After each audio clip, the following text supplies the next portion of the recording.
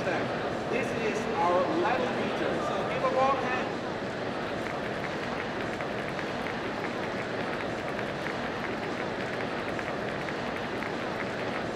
So here we go. 5 minutes for Lukas. Thank you. Welcome to my talk. Thank you all for being here. Thank you, Andreas, for the kind introduction. So my subject for the day is clouds of green. So what does that mean? I will start with a very interesting and important question. Who knows this man? Yeah, okay. Who is this man? Louis Armstrong, exactly. Louis Armstrong sung a very beautiful song about this wonderful planet we live on, or the wonderful world.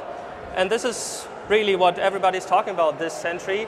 It's a big subject of sustainability and how every branch of society, industry, politics, and so on has to do its part to attain a sustainable society. And one part of attaining that is the contribution of the IT industry towards sustainability. This is usually called green IT, sometimes IT for green. It's the same principle. So what does green IT really mean? So this is not quite green IT. It's the right direction, but it's not green IT. Green IT is about things like, for instance, using sustainable resources to build computers. It's about making them more power efficient. The hardware more power efficient. It can also be about making the software more power efficient, because if you have more intelligent algorithms, they will need less computing time and thus be faster and use less energy. So this is a very large number, 170 million watt hours. What is this number? This is the estimated global energy consumptions for all data centers in the world. This is a huge number. And you have to see that of this 170 million watt hours, about 50% actually go into facility management, like cooling, lights and so on. You can see that back there with the fans in the server cabinet. And only 50% is actually used by the hardware for the actual calculations. So what can you actually do for 170 million watt hours? Very simple analogy. If you take your bike, we all love riding bikes, and you assume that for 1 watt hour you can cycle for about 500 meters for 170 quadrillion watt hours. You could cycle to Alpha Centauri, which is about 4.5 light years away, and back. So pretty nice trip maybe, if you get the energy somehow. So you can see there's a huge potential of energy saving right here. So this is about green IT, now cloud computing.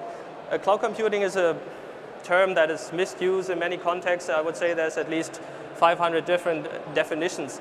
For me, cloud computing is just offering services over the web, which means basically you don't have to do anything about the infrastructure or the platform anymore, but can just concentrate on delivering your cause.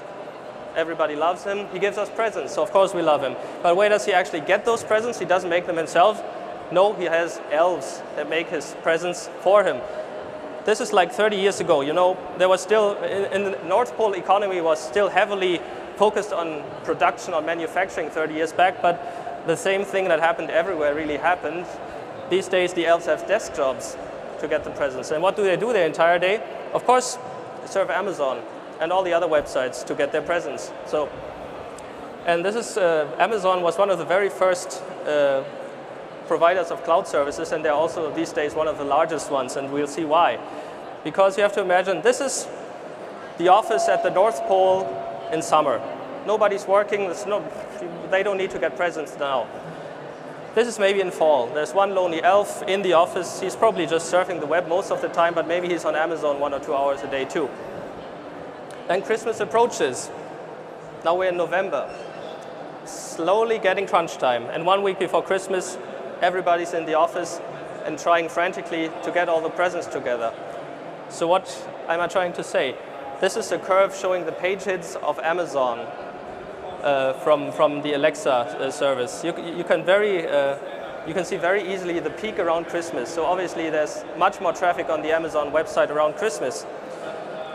So the smart people at Amazon thought they can just rent out their capacity for the rest of the year, because they need their servers to be there for the Christmas business, and then they're just idling around in the data farms in the other time. So of course, you have different websites that have different needs. Amazon needs a capacity for Christmas.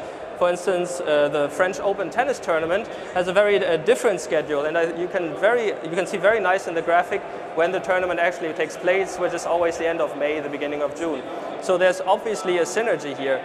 If you take together all the websites and look at when they produce traffic, it's already a pretty green concept, because you can use it to make the computing more resource efficient if you pool all the resources.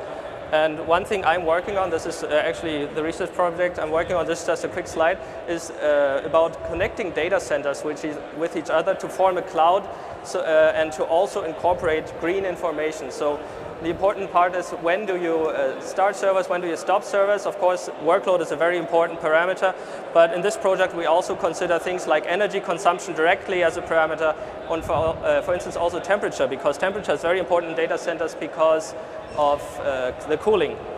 And the nice thing is, in Berlin we have this capital cloud. This is basically an institution comprising research institutions and companies, and it's about making cloud services, and it's also about providing cloud services in Berlin and around Berlin. So we have a very strong basis for cloud research here in the city.